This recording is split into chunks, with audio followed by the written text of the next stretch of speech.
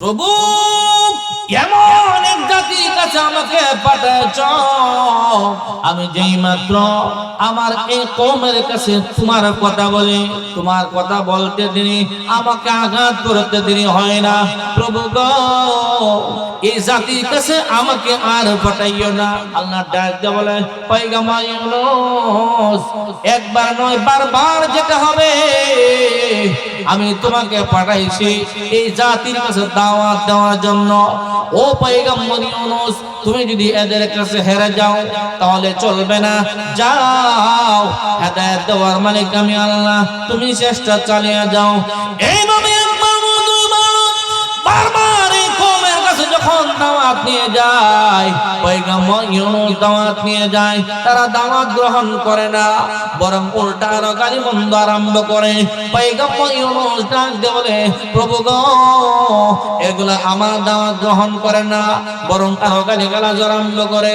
ও প্রভু, এখন আমি কি করব?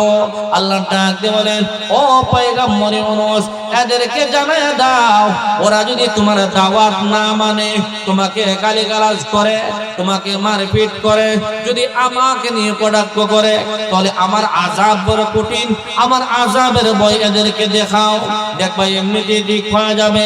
পয়গম্বর ইউনূস ডাক দিয়ে বলে, হে আমার কওমের লোকেরা, আল্লাহর পক্ষ থেকে আমাকে পাঠানো হয়েছে, তোমরা যদি আমার প্রতি ঈমান না আনো, আমার আল্লাহর প্রতি ঈমান না আনো, আমার আল্লাহর আযাব বড় কঠিন, আমার আল্লাহ তোমাদের উপর আযাব নাযিল করবে।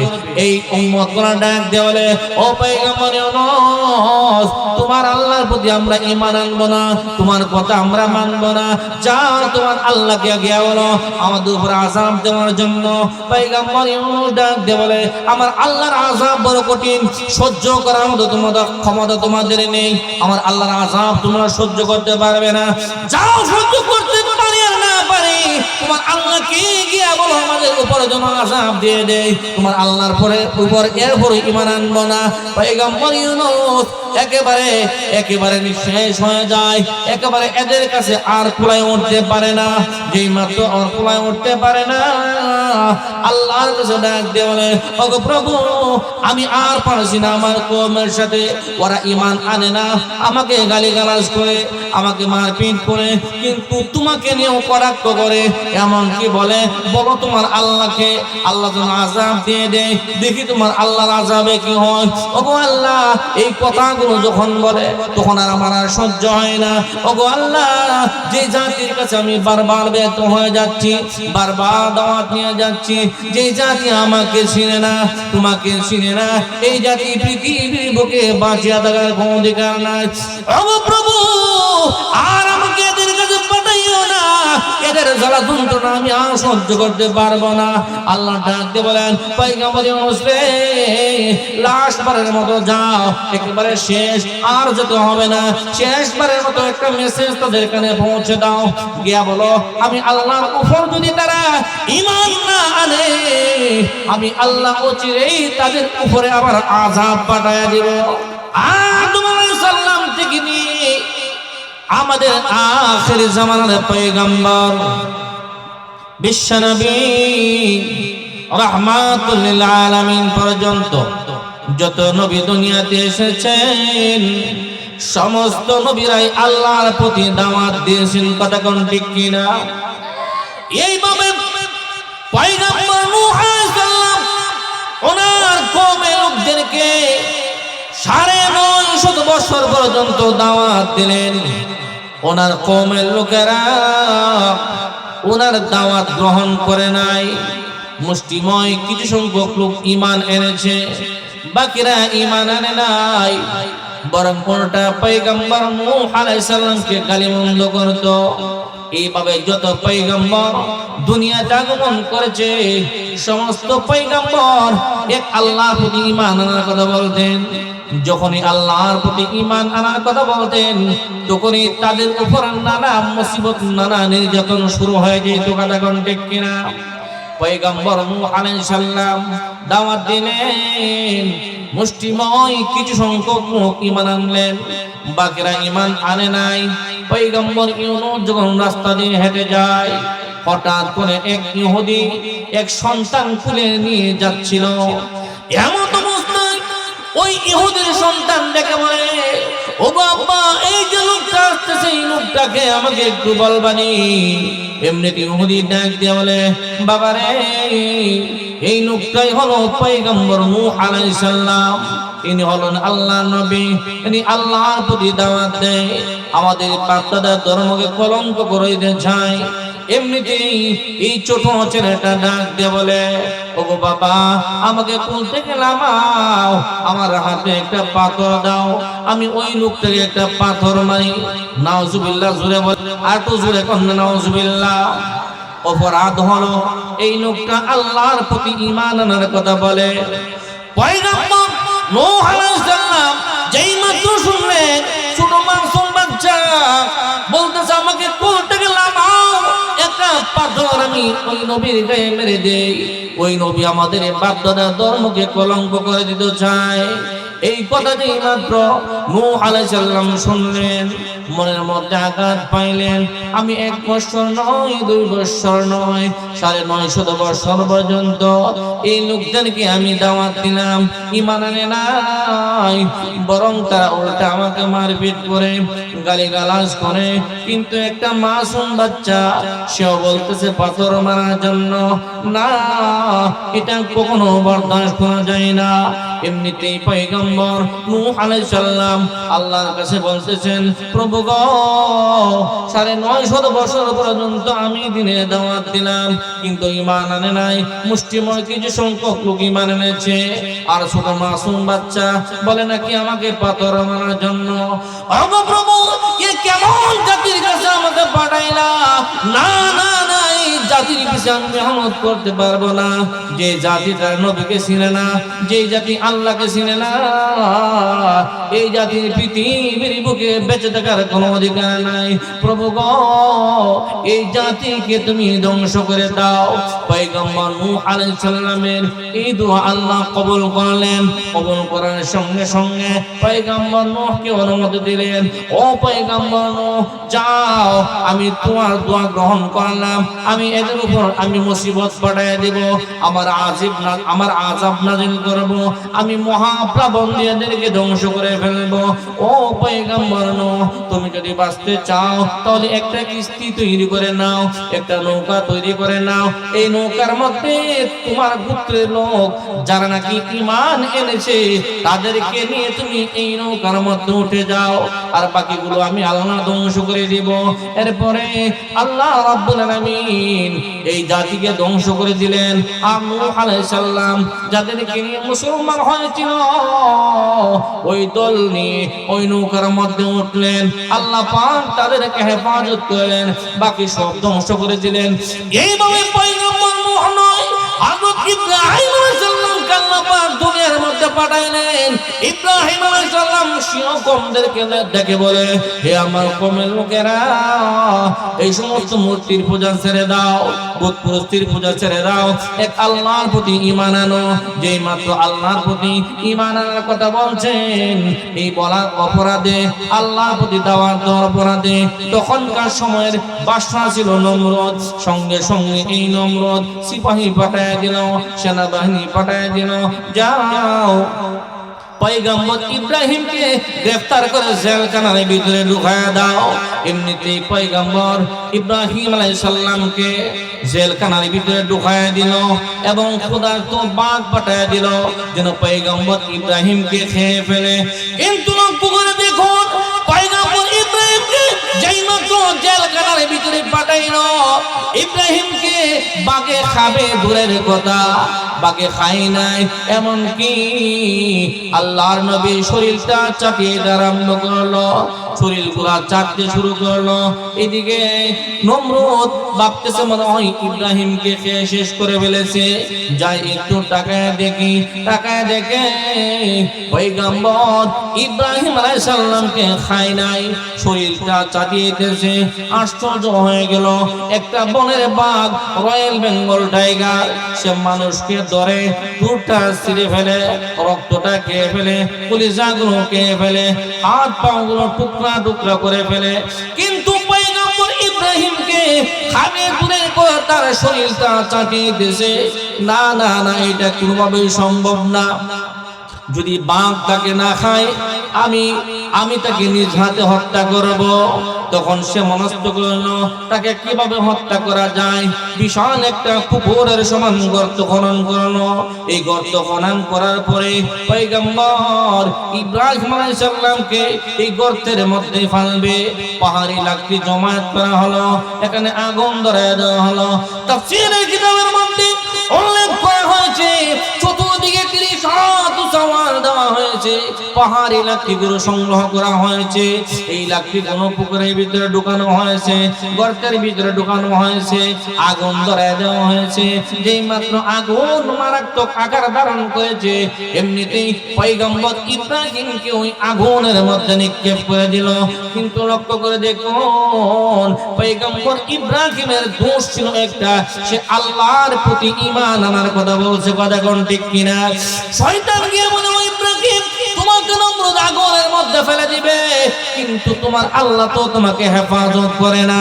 তুমি কোন আল্লাহ দাওয়াত দিলে? ও ইব্রাহিম, তোমার আল্লাহকে তুমি বাদ দাও, আমার কাছে সাহায্য চাও, আমি ওই আগুনটা নিয়ে বাইরে দিব। ইব্রাহিম ডাক দিয়ে বলে, হে মর্দন শয়তান, তুই আমার চোখের সামনে থেকে দূর হয়ে যা। আমার আল্লাহ অবশ্যই দেখতেছেন, নমরুদ আমাকে আগুনের মধ্যে ফেলে দিবে, নমরুদ আমাকে আগুনের মধ্যে ফেলে দিবে। এই দৃশ্য যদি আমার আল্লাহ দেখে, আমার আল্লাহর কাছে পছন্দ হয়, আমি একবার দুইবার নয়, 1000 বার ওই আগুনে জ্বলতে রাজি আছি। সুবহানাল্লাহ। একবার দুইবার নয়, 1000 বার ওই আগুনে জ্বলতে রাজি আছি।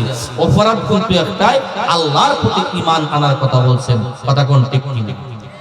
এই কথাটাই কবি বলেন, আকে লুৎফে খেশরা ইজহার কর, আকে লুৎফে খেশরা ইজহার কর, বা খলিল শনার রা গুলজার কর, সুয়ে ও খসমে কে তীর আন্দাখতা, পশাই কা রশ কিফায়ত সাখতা।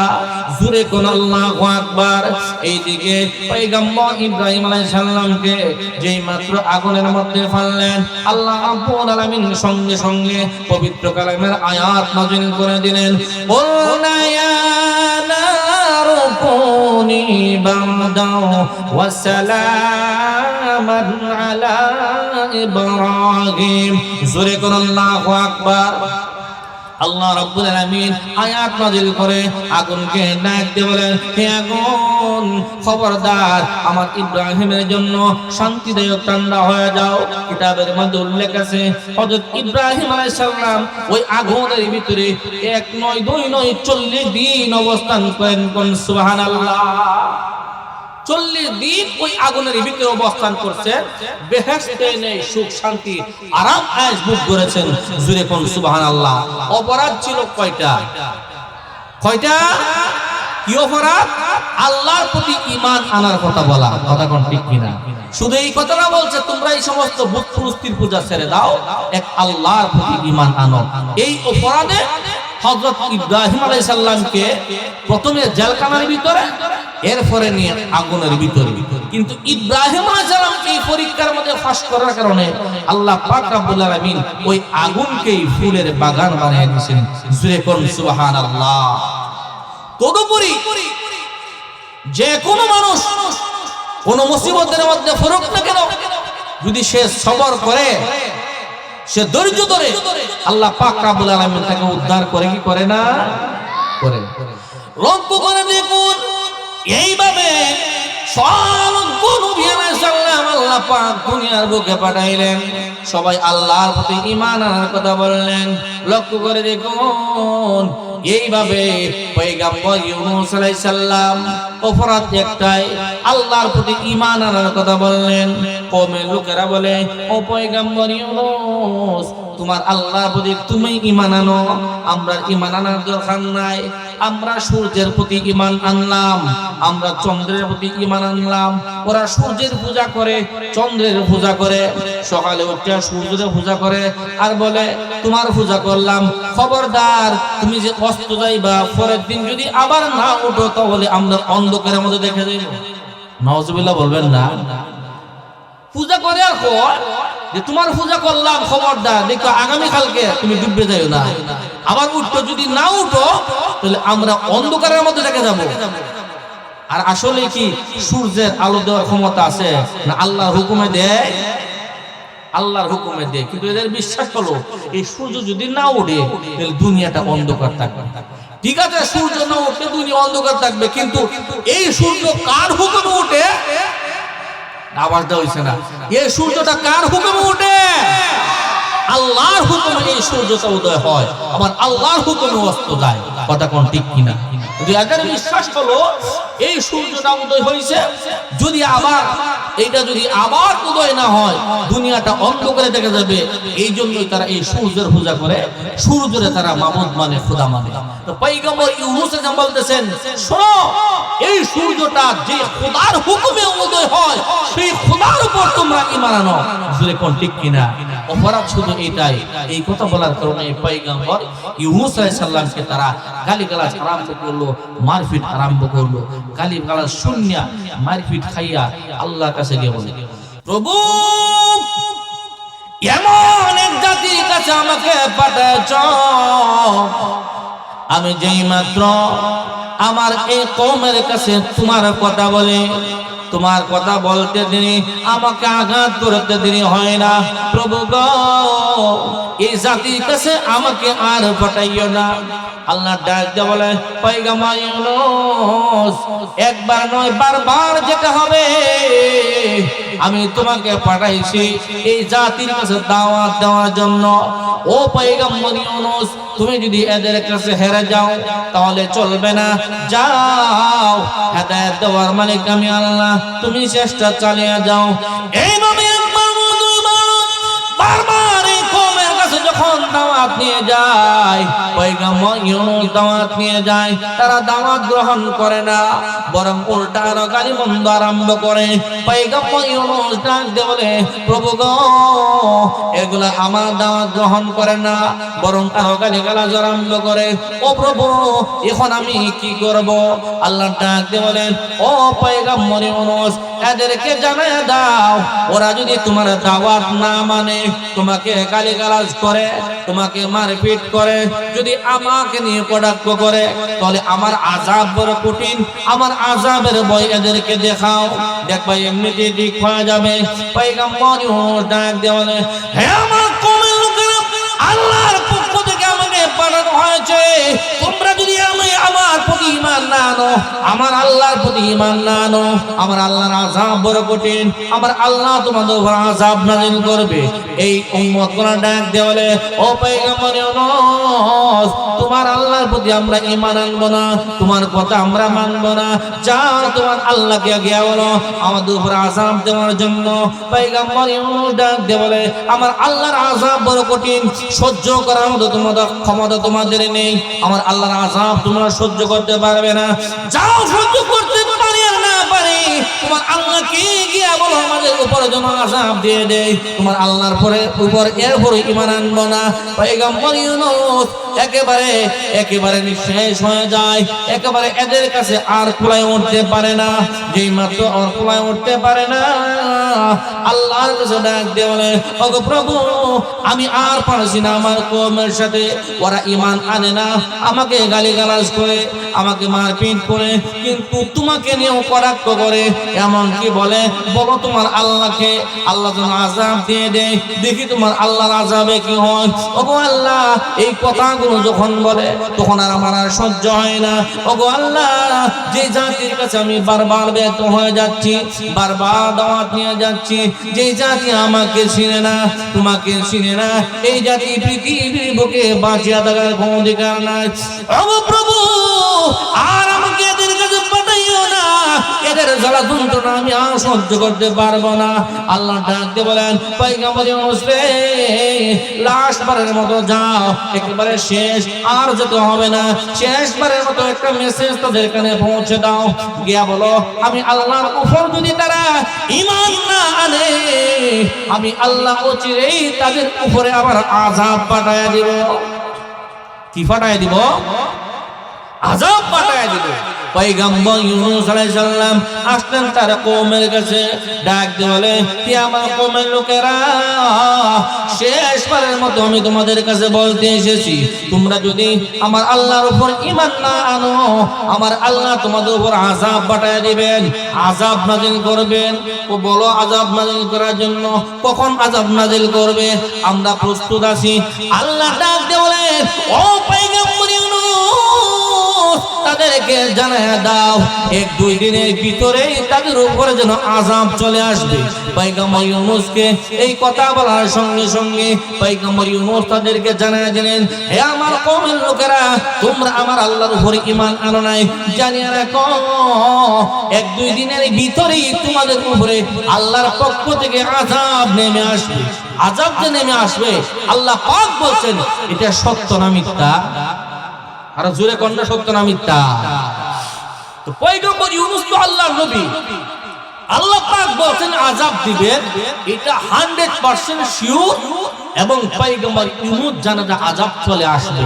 এখন পয়গম্বর ইউনূস ভাবতেছে, আমি হলাম আল্লাহর নবী, আমি তো আল্লাহর হুকুম মানি, এই নাফরমান না মানে না, আযাব যদি আসে তাহলে তো আমার উপরে পড়বে।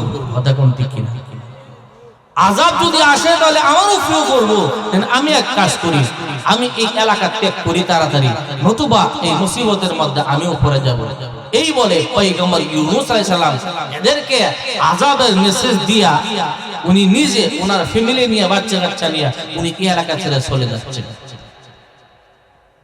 আল্লাহ পাক এই কারণে পয়গম্বর ইউনূসকে পরীক্ষার মধ্যে ফেলছে যে আমি তোমার কওমের লোকদেরকে আযাব দেব, ধ্বংস করে ফেলবো, আর তোমাকেও এদের সাথে ধ্বংস করে ফেলবো। এটা তুমি কি বলো ভাবলে? আমি আল্লাহর কি তোমাকে বাঁচানোর ক্ষমতা নাই? আছে না নাই?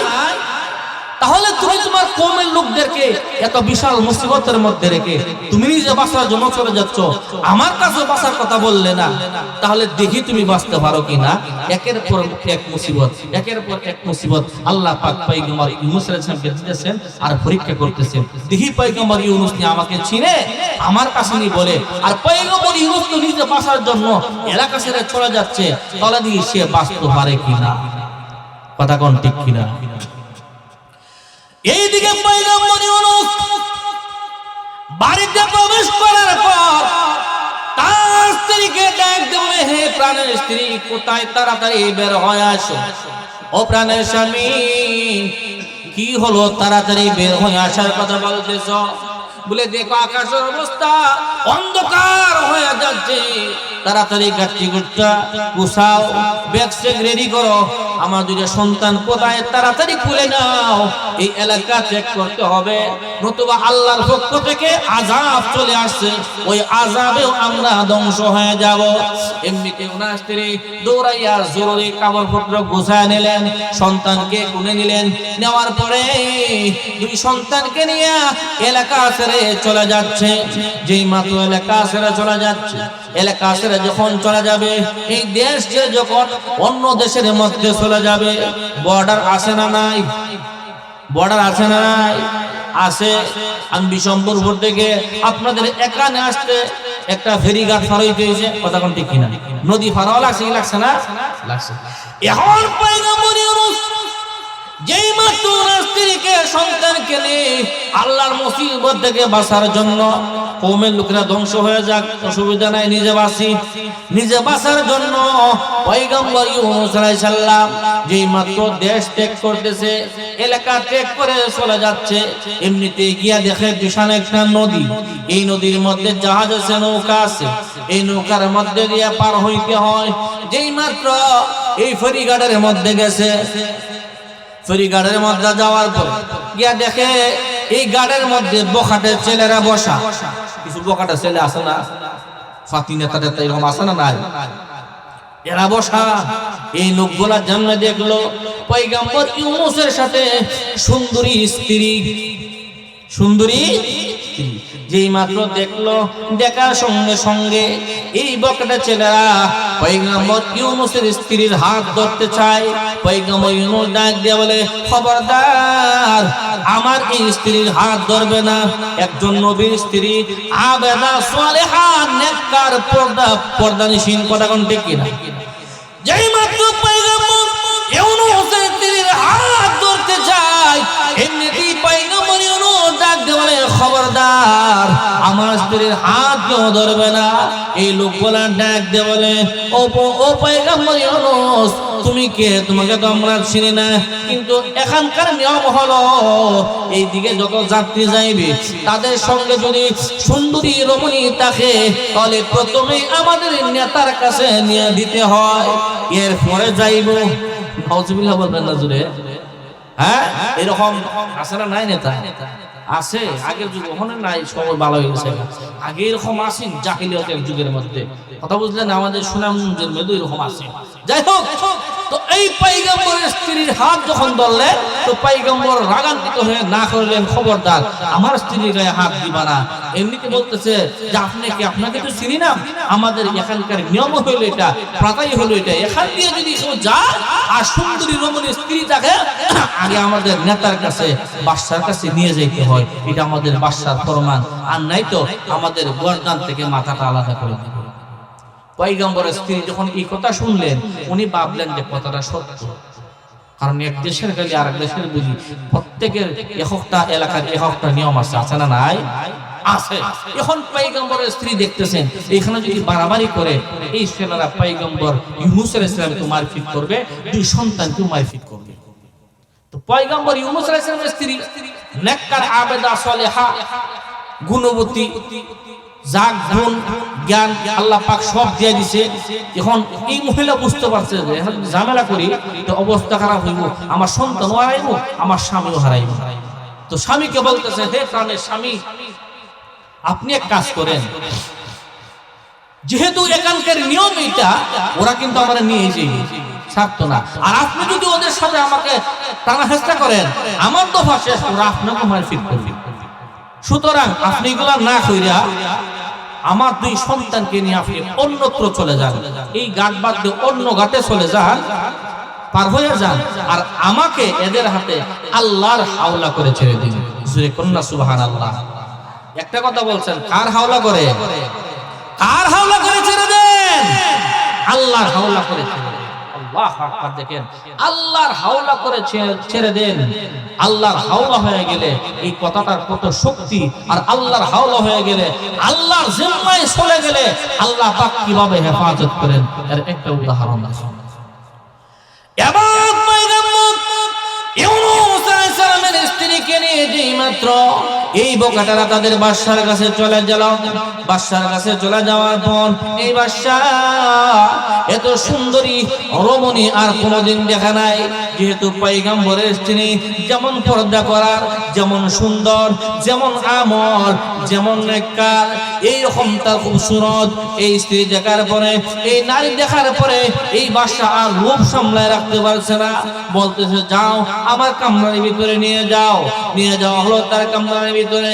এমনিতেই এই বাদশা যেই মাত্র, এই জালিম যেই মাত্র পয়গম্বরের স্ত্রীর দিকে চোখ তুলে তাকাইলো, তার কাছে যাবে, তার গায়ের মধ্যে হাত দিবে, এমনকি তার মনের বাসনা পুরা করবে।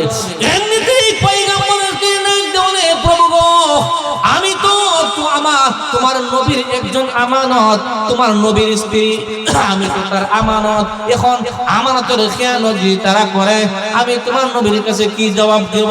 ওগো প্রভু, তুমি পারো আমাকে এই জালিম থেকে হেফাজত করা।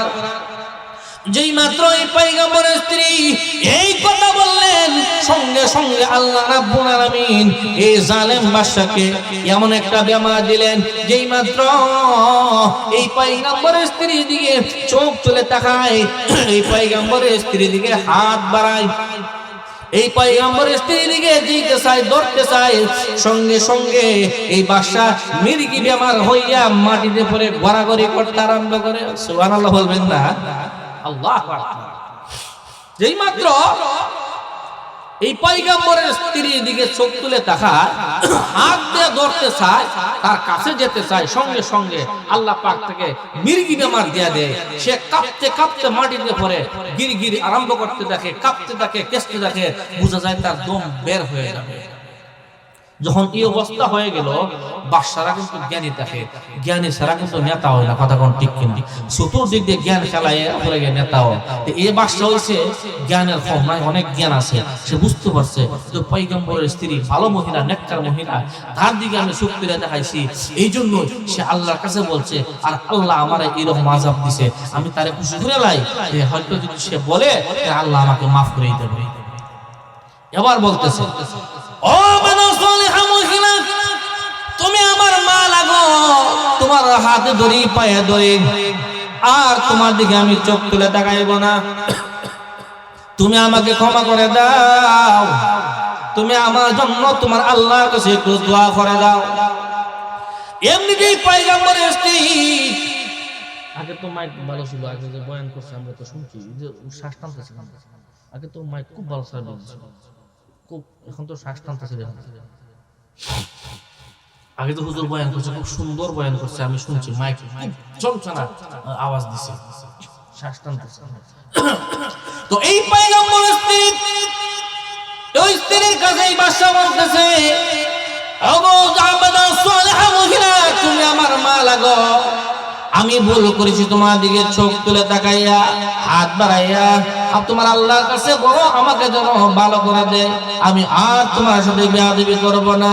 পয়গম্বরের স্ত্রী তার এবার দয়া হয়ে গেল, মায়া হয়ে গেল, আল্লাহর কাছে ডাক দিয়ে বলে, প্রভু গো, এই লোক ভুল করেছে, বুঝতে পারে নাই, তাকে তুমি মাফ করে দাও। আল্লাহ পাক এই বাদশাকে মাফ করে দিলেন, বাদশাটা সুস্থ হয়ে গেল। যেই মাত্র সুস্থ হয়ে গেল, সুস্থ হয়ে যাওয়ার পরে আবার তার মনোবাসনা আসলো, এখন তো আমি পুরোপুরি সুস্থ, আবার যাই আমার মনের আশা বাসনাটা মিটায় নেই।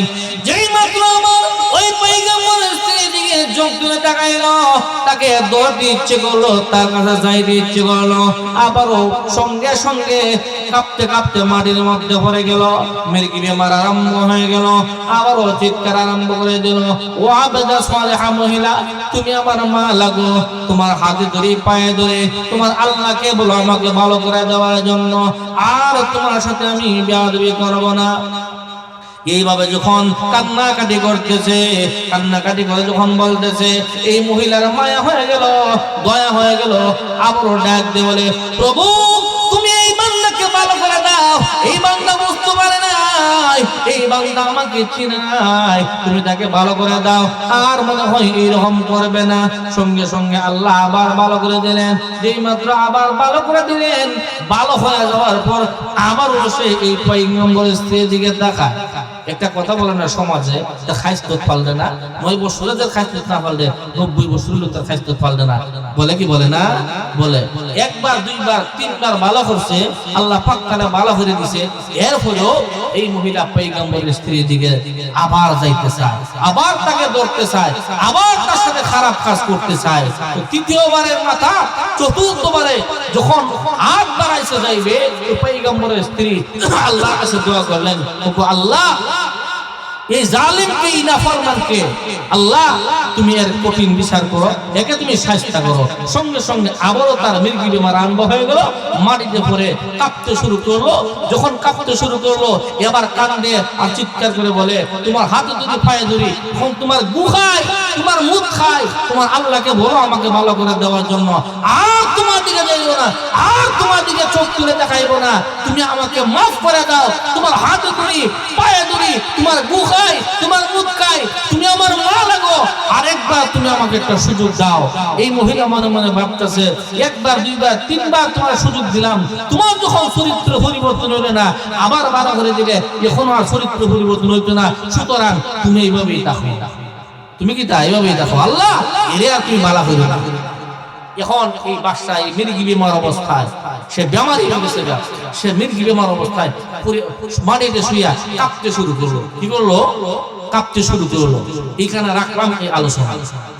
এবার আসুন, তো পয়গম্বর ইউনূস আলাইহিস সালাম 2 সন্তান নিয়ে অন্য ঘাটে পার হয়ে যাবে। অন্য ঘাটে কি হবে?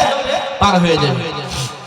যেই মাত্র পয়গম্বর ইউনূস অন্য ঘাট দিয়ে পার হয়ে যাইবে, ওই ঘাটের মধ্যে গিয়া দেখে নদীটা শুকায় গেছে, এখানে মাঝখানে একটা নালা আছে, সাধারণ পানি যাইতেছে।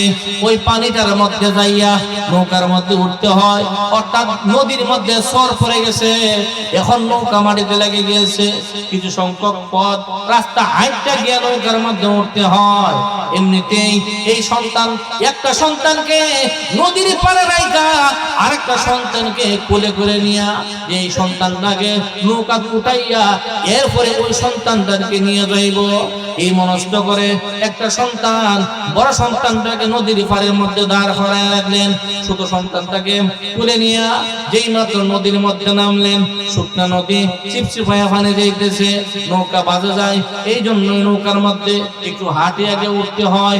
যেই মাত্র ছোট সন্তানটাকে নদীর মধ্যে লাগবে, বালুতে হাঁটতে হাঁটতে গিয়া ওই নৌকার মধ্যে উঠাইবে, যেই মাত্র নদীর মধ্যে নামছে, নামার সঙ্গে সঙ্গে অটোমেটিক আল্লাহর হুকুমে এই নদীর মধ্যে পানি জারি হয়ে গেছে। কেমন ভাবে পানি, একটা লোককে চেহারা সুন্দর, নুরানি চেহারা, আর এরকম একটা লোক আল্লাহওয়ালা লোক, এর ভিতরে কিছু না কিছু আছে। এই লোকটা কি করে আমরা পানি ফেলাই দিই, এই লোকগুলা তারে পানি ফেলাইছে, পানি না ফেলাইয়া তারা চিন্তা করতেছে অন্যভাবে কোন ব্যবস্থা করা যায় কিনা। এই দেখা যায় না, জাহাজ তো চলে না, জাহাজ তো কি করে না, চলে না। একবার নয়, দুইবার নয়, তিনবার পরীক্ষা নিরীক্ষা করার পরে এই পরীক্ষার মধ্যে পয়গম্বর ইউনূসের নাম বাসে, বাগদা গোলামের নাম বাসে। যতক্ষণ না পর্যন্ত পয়গম্বর ইউনূসকে ওই পানির মধ্যে নিক্ষেপ না করবে, ততক্ষণ পর্যন্ত এই নৌকা চলবে না, এই জাহাজ চলবে না। শেষ পর্যন্ত বাধ্য হইয়া এই লোকগুলা বলতেছে, ও পয়গম্বর ইউনূস, তুমি তো আল্লাহর নবী, তুমি নিজেই বললে তোমাকে আমরা চিনতাম না, কিন্তু তোমার চেহারা দেখে আমাদের কিছু মনোভাব হয়েছিল। জানে আমরা বারবার চেষ্টা করছি তোমাকে বাঁচানোর জন্য, কিন্তু না, তোমাকে বাঁচাইতে পারলাম না। তোমাকে শেষ পর্যন্ত এই নদীর মধ্যে ফেলে দিতে হবে, নতুবা এই জাহাজ চলবে না, আমরা ধ্বংস হয়ে যাওয়ার সম্ভাবনা আছে। এমনিতেই পয়গম্বর ইউনূস ডাক দিয়ে বলে, শোনো তোমরা, আমি একজনের জন্য তোমরা বাকিরা ধ্বংস হবে, এটা আমি কোনোদিন চাই না। তোমরা যদি বাঁচতে চাও তাহলে আমাকে এই নদীর মধ্যে ফেলে দাও, তোমরা জাহাজ নিয়ে চলে যাও। এই কথা বলার পরে এই লোকগুলা আফসোসের সহিত, তাদের ইচ্ছে ছিল না, এরপরেও এই পয়গম্বর ইউনূসকে এই নদীর মধ্যে ছেড়ে দিলেন। যেই মাত্র নদীর মধ্যে ছেড়ে দিলেন, ছেড়ে দেওয়ার সঙ্গে সঙ্গে জাহাজ চলা আরম্ভ করে দিল। আর পয়গম্বর ইউনূস আলাইহিস সালামকে ওই নদীর মধ্যে থাকা বিশাল একটা মাছ খেয়ে ফেললো। যেই মাত্র নদীর মধ্যে ফেলে দিল, নদীর মধ্যে ফেলে দেওয়ার পর আবার একটা মাছ এসে খেয়ে ফেললো। যেই মাত্র দেখলেন পানির মধ্যে ছেড়ে দিল, মাছ এসে খেয়ে ফেললো। ওই মাছ যখন খেয়ে ফেললো, পয়গম্বর ইউনূস ডাক দেওয়ালেন, এত মুসিবত, এত মুসিবত আমার উপরে, আমি আমার দেশ হারাইলাম, আমার স্ত্রী হারাইলাম, আমার কলিজার টুকরা দুইটা সন্তান হারাইলাম, শেষ পর্যন্ত আমার নিজের জীবনটাও হারাইতে শুরু করলাম। এক মাসের অন্ধকারে পেটের ভিতরে ঢুকে গেলাম। প্রভু গো, আমি ভুল করেছি, অন্যায় করেছি, অপরাধ করেছি, জানি না কোন অপরাধের কারণে আমাকে শাস্তি দিয়েছ। ওগো প্রভু, আমি যদি কোনো অন্যায় করে থাকি, যদি কোনো ভুল করে থাকি, আমাকে ক্ষমা করে দাও, আমাকে মাফ করে দাও, এই মাসের পেট থেকে আমাকে উদ্ধার করো। এই কথা বলে পয়গম্বর ইউনূস আলাইহিস সালাম তখন এই দোয়া বললেন, ওয়াযান্নুন ইযহাবা মুগাদিবান ফাযান্না আল্লান নাকদিরু আলাইহি ফানাদা বিল-যুলুমাতি আল্লা ইলাহা ইল্লা আনতা সুবহানাকা ইন্নী কুনতু মিনাল যালিমিন। যেই মাত্র দোয়া পড়লেন, এই দোয়া পড়ার সঙ্গে সঙ্গে আল্লাহ রাব্বুল আলামিন পয়গম্বর ইউনূস আলাইহিস সালামকে এই মাছের পেট থেকে নাজাত দিলেন। আল্লাহ পাক ডাক বলেন, এই পয়গম্বর হচ্ছে আমার নবী, আমি তাকে পরীক্ষা করতেছি, খবরদার তাকে হজম করতে পারবে না, তার শরীরের মধ্যে কোনো দাগ লাগাইতে পারবে না। যেইভাবে তাকে খাইছিস, যেইভাবে তাকে গিলেছিস, ওইভাবে তাকে সাগরের কিনারে নিয়ে রেখে আয়। ওই মা সঙ্গে সঙ্গে সাগরের গভীর থেকে বের হয়ে পয়গম্বর ইউনূস আলাইহিস সালামকে সাগরের পারে নিয়ে রেখে আসবে। সুবহানাল্লাহ। এমনিতেই পয়গম্বর ইউনূস মাছের পেট থেকে বের হয়ে সিজদায় পড়ে গেলেন, প্রভু গো, আমি ভুল করে ফেলেছি, অন্যায় করে ফেলেছি, অপরাধ করে ফেলেছি। তোমার কাছে আমি সাহায্য না চাইয়া আমি নিজে নিজে বাঁচার চেষ্টা করছি, কিন্তু প্রভু তুমি যদি হেফাজত না করো, আমি পয়গম্বর বাঁচার কোনো অধিকার নাই। তুমি আমাকে হেফাজত করেছো। ওগো প্রভু, যেহেতু আমি ভুল করেছি, তুমি আমাকে মাফ করে দাও। আল্লাহ পাক জানাই দিলেন, পয়গম্বর ইউনূস রে, তুমি তোমার ভুল বুঝতে পেরেছো। আমি আল্লাহ রাব্বুল আলামিন গফুরুর রহিম, রহমানুর রহিম, আমি আল্লাহ দয়ার সাগর, আমি আল্লাহ তোমাকে মাফ করে দিলাম। যাও যাও, তুমি ফিরে যাও, গিয়ে দেখো তোমার সব কিছু তুমি পাইবা। জোরে কোন সুবহানাল্লাহ। অপরদিকে ওনার কওমের লোকদেরকে রেখে আসলেন আল্লাহর পক্ষ থেকে, তাদের উপর মুসিবত আসে নয়। মূল ঘটনা ওনার কওমের লোকদের উপর আল্লাহর পক্ষ থেকে কি আসবে? আযাব আসবে। উনি রেখে আসছিলেন। আল্লাহ রাব্বুল আলামিন বলতেছেন, যাও তোমার কওমের লোকের কাছে যাও। এবার উনি রওনা করে দিলেন, কওমের লোকের কাছে যাইবে। আবার এই নদী পার হইতে হবে, আবার ওই গাড়ির মধ্যে যাইতে হবে। আর ওইদিকে পয়গম্বর ইউনূস ওনার কওমের লোকদেরকে এমন অবস্থা রেখে আসলেন, আল্লাহর পক্ষ থেকে তাদের উপরে আযাব আসবে। কথা কোন ঠিক কিনা? যেই মাটি অবস্থা রেখে আসলেন, ওনার কওমের লোকেরা তাকায় দেখে আকাশ যেন মেঘাচ্ছন্ন হয়ে গেছে, যেন বৃষ্টি আর তরক পড়তে শুরু করলো। বৈশাখ মাসে টানা ভরেনি টানা, যেই মাত্র টানা ভরতে শুরু করে মানুষের ভিতরে ভয়ে কম্পন সৃষ্টি হয়ে যায়, ঘরের ভিতরে দৌড়ায় যায়। ছোট ছোট বাচ্চারা চিৎকার করে মায়ের কাছে যায়। আগুনের লুৎকা যেই মাত্র আকাশ থেকে ভরে যায়, মানুষ ভয়ে তো করে কাঁপতে শুরু করে দেয়। পয়গম্বর ইউনূসের এলাকায় যেই মাত্র আসমান থেকে যেই মাত্র ঠাড়াগুলো পড়তে আরম্ভ করলো, মানুষ বিক্ষুব্ধ পতঙ্গ নিয়ে দৌড়াদৌড়ি করতে আরম্ভ করলো। একে অপরকে ডাক দিয়ে বলে, মনে হয় ওই পয়গম্বর ইউনূস বলছিল আল্লাহর পক্ষ থেকে মুসিবত আসবে, আমরা তার আল্লাহর উপর ঈমান নাই। আমার মনে হয় ওই মুসিবত চলে আসছে, এখন কি করা যায়? পয়গম্বর ইউনূসকে কোথায় পায়? পয়গম্বর ইউনূস তো এলাকায় নাই। পয়গম্বর ইউনূস এলাকা ছেড়ে চলে যাচ্ছে, পয়গম্বর ইউনূসকে খুঁজে পায় না। এইভাবে তাকায় দেখে আকাশগুলো মেঘাচ্ছন্ন হয়ে যাচ্ছে। সন্ধ্যা ঘনে আসছে, দক্ষিণ দিক থেকে, পশ্চিম দিক থেকে, পূর্ব দিক থেকে, এইবার চতুর্দিক থেকে দুনিয়াটা অন্ধকার হয়ে যাচ্ছে। ভয়ে মানুষ কম্পন সৃষ্টি হয়ে গেছে। ছোট বাচ্চারা একটু বলে, ও মা, অন্ধকার হয়ে যাচ্ছে, আকাশ থেকে কি যেন আগুনের লুৎকা ভরে। ও মা গো, তাড়াতাড়ি আমাদেরকে ঘরে নিয়ে যাও, আমাদেরকে বাঁচাও। মনে হয় আজকে আর এই পৃথিবী আমরা থাকতে পারবো না, মনে হয় ঘরবাড়ি সব ধ্বংস হয়ে যাবে।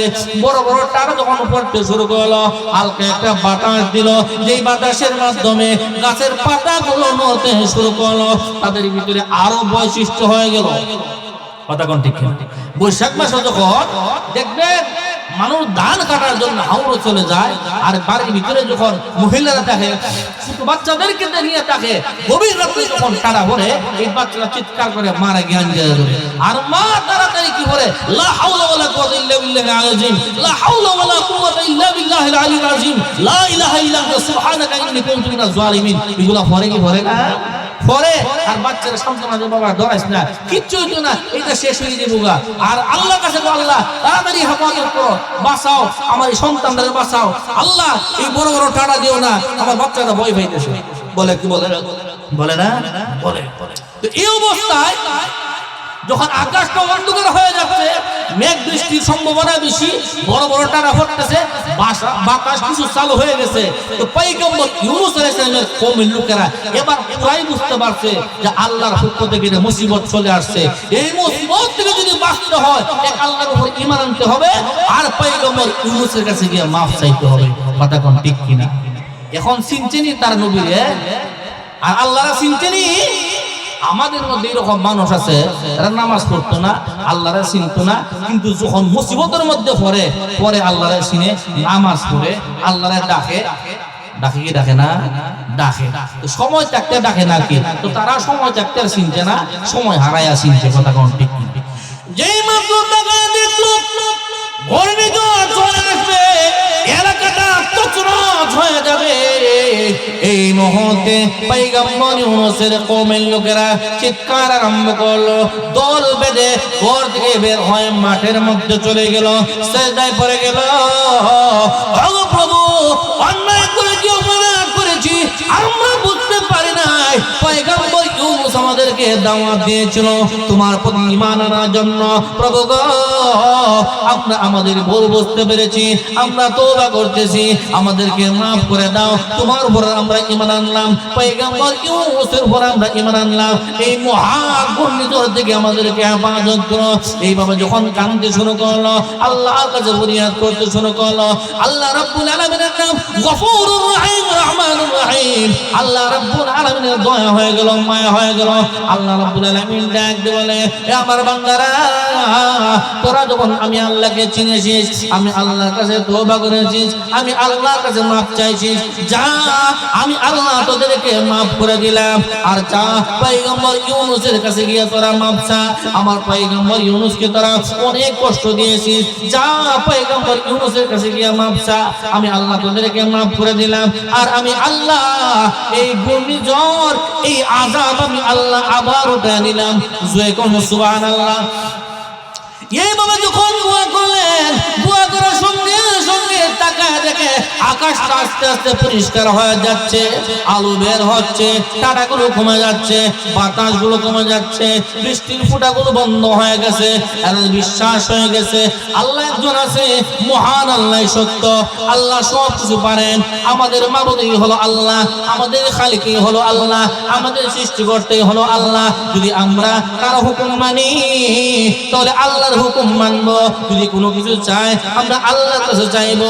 না না না, আজ থেকে সূর্যের পূজা করবো না, মূর্তির পূজা করবো না, মূর্তির পূজা করবো না। আজ থেকে যদি মাথা নত করে আল্লাহর কাছে মাথা নত করবো, সিজদা যদি করি মহান আল্লাহকে সিজদা করবো। কোনো কিছু যদি চাই মহান আল্লাহর কাছে চাইবো। সূর্য কোনো কিছু করতে পারবে না, মূর্তি কোনো কিছু করতে পারে না, মূর্তিগুলো কোনো কিছু করতে পারে না। যা কিছু হয় সব আল্লাহর হুকুমই হয়, তার প্রমাণ আজকে পেয়ে গেলাম। জোরে বলুন সুবহানাল্লাহ। আল্লাহ পাক তাদেরকে মাফ করে দিলেন। এবার পয়গম্বর ইউনূসকে তারা খুঁজতে শুরু করলো, ও পয়গম্বর ইউনূস, তুমি কোথায় গেলা? আমাদেরকে মহা বিপদের মধ্যে রেখে চলে গেলা। দেখো আল্লাহ রাব্বুল আলামিন গফুরুর রহিম, রহমানুর রহিম, আল্লাহ আমাদেরকে মাফ করে দিয়েছেন। ও পয়গম্বর ইউনূস, তুমি কোথায়? তুমি আমাদেরকে মাফ করে দাও। পয়গম্বর ইউনূসকে খুঁজতে শুরু করলো।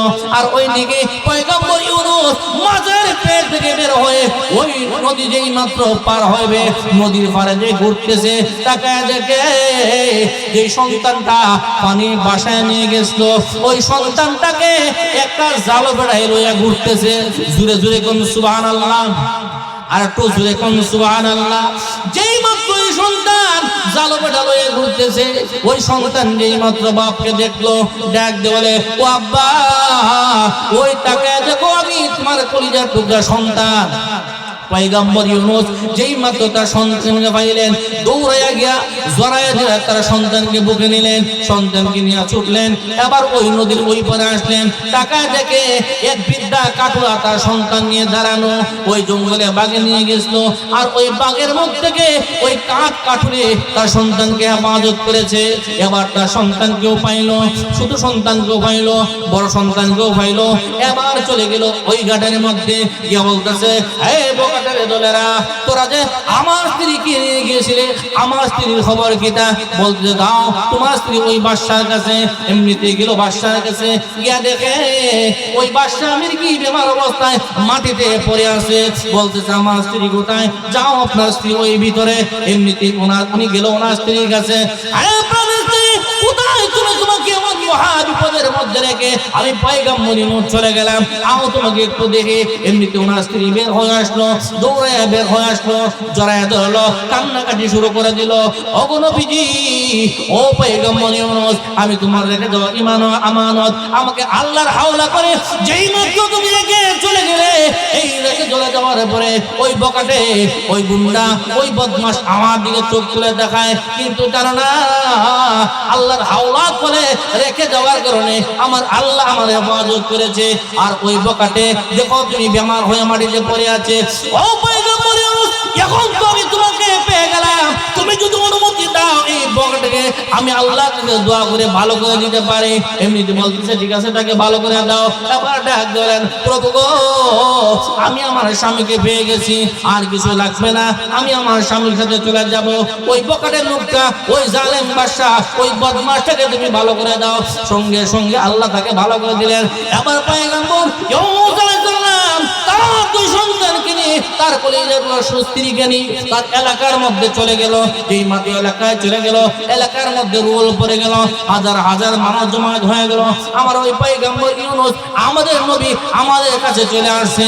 এমনি দিয়ে আসার পর সারা কওমের লোকেরা তার হাতে পা ধরতে শুরু করলো, মাপ চাইতে শুরু করলো। ও পয়গম্বর ইউনূস, তোমাকে আমরা কত মারপিট করলাম, কত গালিগালাজ করলাম, কিন্তু তুমি বিরক্ত হইলে না। বারবার তোমাদেরকে বুঝাইলে, কিন্তু আমরা বুঝলাম না। তোমাকে আমরা মারপিট করলাম, তোমার আল্লাহকে গালিগালাজ করলাম। ও পয়গম্বর ইউনূস, তুমি চলে যাওয়ার পর আল্লাহর পক্ষ থেকে বিশাল মুসিবত আমাদের কাছে চলে আসছে। তোমার আল্লাহর উপর ঈমান এনেছি, তোমার আল্লাহর কাছে মাপ চাইছি, তোমার আল্লাহ আমাদেরকে হেফাজত করেছেন। ও পয়গম্বর ইউনূস, এবার তুমি বাকি রয়েছো, তুমি আমাদেরকে মাফ করে দাও। কত কষ্ট দিয়েছি তোমাকে, কত মারপিট করেছি। পয়গম্বর ইউনূস ডাক দেওয়ালে, যাও, আমাকে যত মারপিট করো না কেন আমি কোনো কিছু মনে রাখি নাই। তোমরা যেহেতু আমার আল্লাহকে শুনেছো, আমার আল্লাহর প্রতি ঈমান এনেছো, আমিও তোমাদেরকে মাফ করে দিলাম। জোরে করুন সুবহানাল্লাহ। সম্মানিত হাজরিন, আলোচনা এখানে একটা পড়ানো যদি বসায় রেখে আর আলোচনা লম্বা করা আমার পক্ষে সম্ভব না। কথা কোন ঠিক কিনা? কারণ দূর থেকে সফর করে আসছেন, ওনারা বসায় রেখে কথা কইব এখানে অনেক লম্বা হয়ে গেছে। যতটুকু আলোচনা করছি আল্লাহ পাক রব্বুল আলামিন আমাদেরকে এই ঘটনা থেকে শিক্ষা নেওয়ার তৌফিক দান করুন। আমিন। ওয়া আখিরু দাওয়ানা আলহামদুলিল্লাহি রাব্বিল আলামিন। আসসালামু আলাইকুম ওয়া রাহমাতুল্লাহি ওয়া বারাকাতুহু।